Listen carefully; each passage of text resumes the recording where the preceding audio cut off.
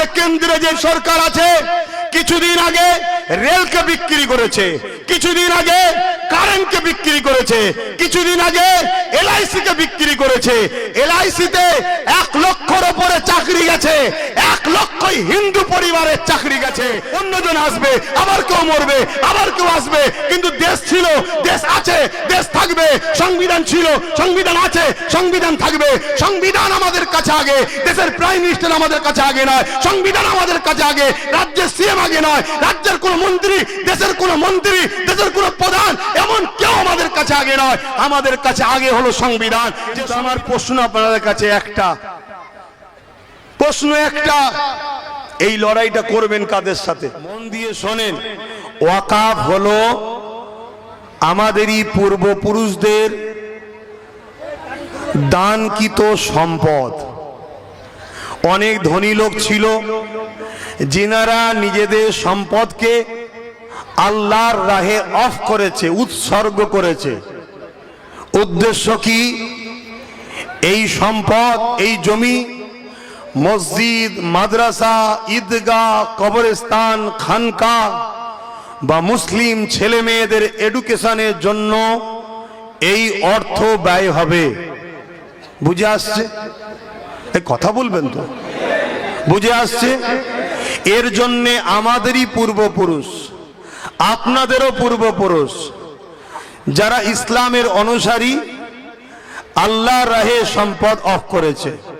এ সিলসিলা ফারুকে আজমের সময় ছিল, ওসমান গনির সময় ছিল, সিদ্দিকে আকবর তিনি তিনার পুরো সম্পদকে বাইতুল মালে অফ করেছেন।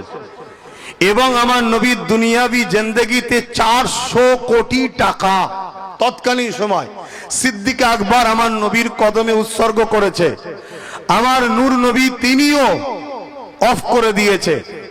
তো এই যে সম্পদ আল্লাহর রাহে অফ করা হয়, এই অর্থ মসজিদে যাবে, মাদ্রাসার কাজে লাগবে, খানকা, ঈদগাহ, বিশেষ করে গরিব ছেলে মেয়েদের এডুকেশনের জন্য খরচ হবে। কারো ছেলে ভ্যান চালায়, দিনমজুরি করে, লেবারি করে, তার ছেলে 95% নাম্বার পেয়েছে, মেডিকেলে ভর্তি হতে চায়, ল নিয়ে পড়তে চায়, ইঞ্জিনিয়ারিং হতে চায়, সায়েন্স নিয়ে পড়তে চায়, তার পিছনে এই অর্থ ব্যয় করে তাকে শিক্ষার দিকে আগাবে, সে শিক্ষিত হবে। মৌলানা আবুল কালাম আজাদ, এপিজে আবুল কালাম যেমন ভারতের বিখ্যাত একটা সায়েন্টিস্ট এবং জিনার জন্য ভারত দাদা হয়ে আছে, অর্থাৎ পারমাণবিক শক্তির মেন মাস্টার মাইন্ড, ওই রকম আমার ভারতের লক্ষ কোটি মুসলিম ঘরের সন্তান আছে। এক একটা এপিজে আবুল কালাম হতে পারে, কিন্তু তাদেরকে এগিয়ে না দিয়ে তাদের পিছন থেকে পা ধরে টানা হয়েছে, তাই তারা আগাতে পারেনি।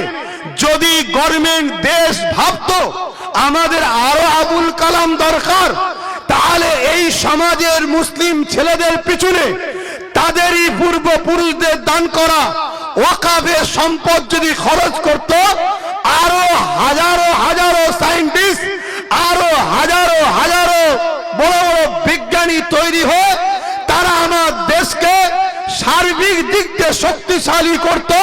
তাহলে আমেরিকাকে আব্বা বলতে হতো না, আমেরিকা আমাদের জুতার তলায় থাকতো, ঠিক না বেটা? কিন্তু দুঃখের বিষয়, দুঃখের বিষয়, এদের নোংরা মেন্টালিটি, এদের নোংরা মনোভাব, এদের নোংরা ক্যারেক্টারের জন্য আজকে আমাদের অকাপ সম্পত্তি 77 বছর ধরে তছনছ হচ্ছে। কত বছর? 77 বছর ধরে পুরো ভারত জুড়ে লক্ষ লক্ষ বিঘে, 27 লক্ষর উপরে বিঘে জমি আছে, যার টাকার গণনা আপনাকে ক্লিয়ার বলা সম্ভব নয়। আপনি হয়তো অজ্ঞানে পড়ে যেতে পারেন, এত টাকা। এই বিশাল সম্পদ 77 বছর ধরে চুরি হচ্ছে, এই বিশাল সম্পদ 77 বছর ধরে লুট হচ্ছে। আমি জানি না আমার বক্তব্য কজনের পছন্দ হবে, কেন রিসেন্ট কিছু লোক অকাবলি আন্দোলন করছে, তাদের মূলত জানো লক্ষ্য শুধু কেন্দ্র সরকারের বিরোধী করা। বাকি যারা খাচ্ছে খাগি যাক, কেন এরা তো আমাদের ভাগ দেয়, ও তো ভাগ দেবে না। আমি ওই সকল হারামখোরদের মতো চিল্লাবো না।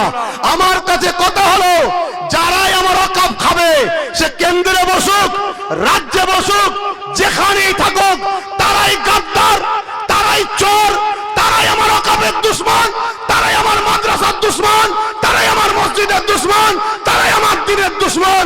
সবার বিরুদ্ধে কথা বলতে হবে, এটাই হবে ইনসাফ, এটাই হবে মুস্তাফা জানের রহমতের গোলামদের পরিচয়।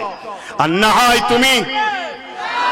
হয় তুমি শুধু যে ভাগ দেবে না তার বিরোধী করবে না। খুব মন দিয়ে শোনেন, ৭৭ বছর ধরে এই সম্পদকে ঝেড়ে খাওয়া হচ্ছে। আজকে কেন্দ্রে যে সরকার আছে, কিছুদিন আগে রেলকে বিক্রি করেছে, কিছুদিন আগে কারেন্টকে বিক্রি করেছে, কিছুদিন আগে এলআইসি কে বিক্রি করেছে। এলআইসিতে ১ লক্ষর উপরে চাকরি গেছে, ১ লক্ষই হিন্দু পরিবারের চাকরি গেছে। কেন্দ্রের সরকার শুধু মুসলমানদের দুশমন নয়, ও ভারতের দুশমন, ও হিন্দুদের দুশমন, প্রত্যেকটা ভারতীয় দুশমন। কারণ এর আগে রেল বিক্রি করে দিয়েছে। হকারদের আজকে কি অবস্থা দেখুন। হকারি করে কারা? বেশিরভাগ তো মুসলিম ভাইয়েরা সেখানে রয়েছে। এলআইসি করে কারা? বেশিরভাগ তো মুসলিম ভাইয়েরা রয়েছে। ট্রেনে জব করে কারা? বেশিরভাগ তো মুসলিম ভাইয়েরা রয়েছে। তাহলে কৃষকদের বিরুদ্ধে আইন করতে গেছে। এইভাবে বার বার বার বার আমার ভারতবর্ষটাকে তছনছ করে দিচ্ছে। ভারতবর্ষ একটা গাছ, মনে রাখবেন, ভারতবর্ষ একটা গাছ। এই গাছের অনেক কটা শিকড় আছে। একটা শিকড়ের নাম মুসলিম, একটা শিকড়ের নাম হিন্দু, একটা শিকড়ের নাম আদিবাসী, একটা শিকড়ের নাম খ্রিস্টান, একটা শিকড়ের নাম দলিত, একটা শিকড়ের নাম সাঁওতাল, একটা শিকড়ের নাম মতুয়া। যে কোনো একটা শিকড় যদি কাটে, মূলত ভারতটা দুর্বল হবে, গাছ দুর্বল হবে। এরা দেশকে শেষ করতে চাইছে।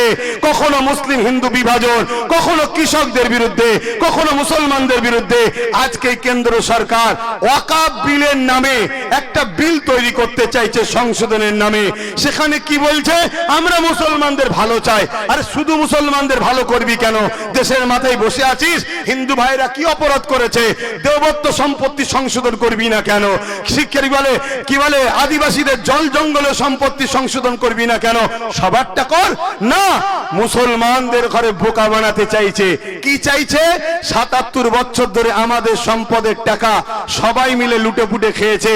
এরা চাইছে পুরো বিল করে ওয়াকফের টোটাল জায়গাকে আমরা নিজেরা আত্মসাৎ করে নেব, আমরা নেব।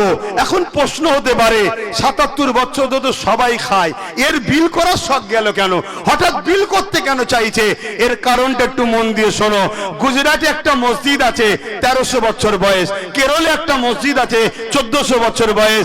এভাবে যদি ১৪০০ বছর, ১৩০০ বছর, ১২০০ বছর, ১০০০ বছরের মসজিদ থাকে, তার মানে ভারতবর্ষে ১০০০ বছর ধরে মুসলমান আছে, ১৩০০ বছর ধরে মুসলমান আছে, ১৪০০ বছর ধরে মুসলমান আছে। তার প্রমাণ কি?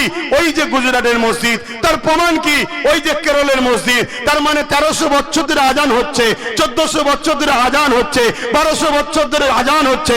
তার মানে নামাজ হচ্ছে, তার মানে কবরস্থান আছে, মাদ্রাসা আছে। এই যে হাজার হাজার বছরের কবর প্রমাণ দিচ্ছে আমার বাপ দাদা হাজার হাজার বছর ধরে কবর হয়েছে। তার মানে মুসলমান হাজার হাজার বছর ধরে আছে। কোন এমপি বলে এমএলএ বলেছিল যে মুসলমানদের কবরস্থানে অনেক জায়গা চলে যাচ্ছে, পুরানো সিস্টেম চালু করো, ওদেরকে কবর দিতে দেওয়া যাবে না। আগামী দিন যদি এই ওয়াকফ বিল করে লাই, তোমাকে পুরানো হবে, তোমার দাদাকে পুরানো হবে, তোমার মাকে পুরানো হবে, তোমার নানাকে পুরানো হবে। তুমি যদি মনে করো এই পুরানো সিস্টেম চালো, তাহলে ওয়াকফ বিল করতে দাও, হাতে হাত দিয়ে বসে থাকো। যদি বলো না, নিজের অধিকার নিবার জন্য তোমাকে আগিয়ে যেতে হবে। এটা তোমার ইনসানিয়াত, এটা তোমার ইনসাফ, এবং তোমার দেশ তোমাকে রাইট দিয়েছে। এই অধিকার তুমি লিবার জন্য যা খুশি করতে পারো, তোমাকে তোমার দেশ রাইট দিয়েছে, তোমার সংবিধান তোমার পাশে আছে। কেউ প্রধানমন্ত্রী আজকে, কত প্রধানমন্ত্রী মরে গেছে, এ কাল মরে যাবে, অন্যজন আসবে, আবার কেউ মরবে, আবার কেউ আসবে। কিন্তু দেশ ছিল, দেশ আছে, দেশ থাকবে। সংবিধান ছিল, সংবিধান আছে, সংবিধান থাকবে। সংবিধান আমাদের কাছে আগে, দেশের প্রাইম মিনিস্টার আমাদের কাছে আগে নয়, সংবিধান আমাদের কাছে আগে, রাজ্যের সিএম আগে নয়, রাজ্যের কোন মন্ত্রী, দেশের কোন মন্ত্রী, দেশের কোন প্রধান, এমন কেউ আমাদের কাছে আগে নয়, আমাদের কাছে আগে হলো সংবিধান। যে সংবিধানের ভেতরে থাকবে সে হলো ভারতীয়, তার জন্য জিন্দাবাদ বলবো। যে সংবিধানের বেখিলাফ করবে সে যদি আমার মুফতি হয়, আমার মৌলানা হয়, আমার ইমাম হয়, আমার পীর সাহেব হয়, তার বিরুদ্ধে আমরা কথা বলবো। কেন আমরা মেনে নিয়েছি দেশ আমাদের, দেশ চালাবার জন্য সংবিধান রয়েছে। তা সংবিধান রাইট দিচ্ছে ওয়াকাফ আমার, আমরা এর পরিচালনা করব।